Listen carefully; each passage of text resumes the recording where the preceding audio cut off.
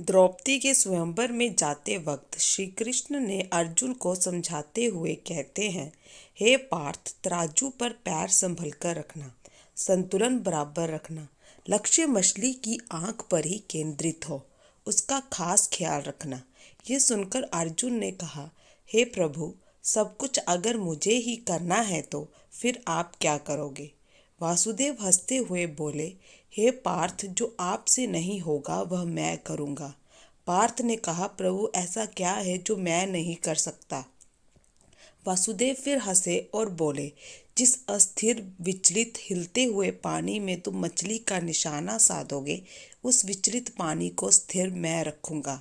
कहने का तात्पर्य यह है कि आप चाहे कितने ही निपुण क्यों ना हो, कितने ही बुद्धिमान क्यों ना हो, कितने ही महान एवं विवेकपूर्ण क्यों ना हो, लेकिन आप स्वयं हर एक परिस्थिति के पर पूर्ण नियंत्रण नहीं रख सकते। आप सिर्फ अपना प्रयास कर सकते हो, लेकिन उसकी भी एक सीमा है, और जो उस सीमा से आगे की बागडोर जो संभालता है, उसी का नाम विधाता है।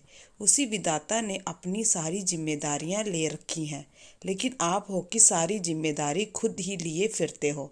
सारी दुनिया का बोझ आप अपने सर पर लिए फिरते हो, तो इसमें किसी का क्या दोष? हमें सिर्फ अपना कार्य करते रहना चाहिए। भगवान क्या कर सकते हैं या क्या करेंगे, ये गहरा विषय है। उस विधाता ने इतनी बड़ी दुनिया बनाई, विशाल समुद्र बनाया, उसमें रहने वाले विशालकाय जीवों के जीवन की डोर बनाई, उनके लिए दाना पानी की व्यवस्था की, हजारों लाखों टन पानी को समुद्र से उठाकर हजारों मील दूर आवश्यकता के स्थान पर बिना किसी साधन के बारिश के रूप में पहुंचाना, एक छोटे से बीज में वृक्ष का विस्तार भर देना, और उसमें किस मौसम में पत्ते गिरेंगे, किस मौसम में नए फल फूल आएंगे, ये सब कुछ उस नन्हे से बीज में प्रोग्रामिंग भर देना।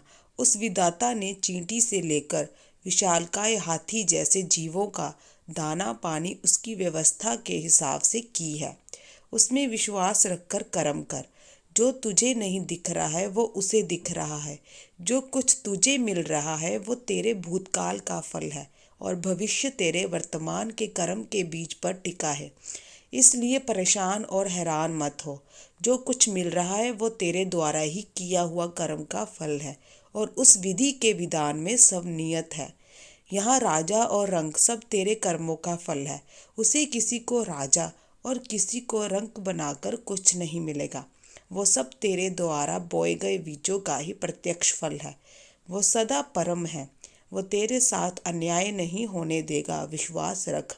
वो शुभ कर्मों में तेरे साथ है, बल्कि वो चाहता है कि तू शुभ कर्म कर, तो मैं तेरी हर दुविधा हर लूँ। समस्याएं ना आए ऐसा तो नहीं होगा, लेकिन वो अदृश्य रूप में शूलों को कांटों के रूप में और कांटों को रुई के रूप में बदल रहा है। वो नहीं चाहता कि तुझे दुख दे। आखिर उसको क्या मिलेगा इससे? मन को थोड़ा स्थिर करके उसमें श्रद्धा रख, इधर उधर मत भटक। इंसान और उस विधाता में फर्क पहचान, उसमें पूर्ण विश्वास रख और आगे कदम बढ़ा। वो अर्जुन की तरह पानी को स्थिर करेगा, लेकिन पहला कदम तो तुझे ही उठाना पड़ेगा।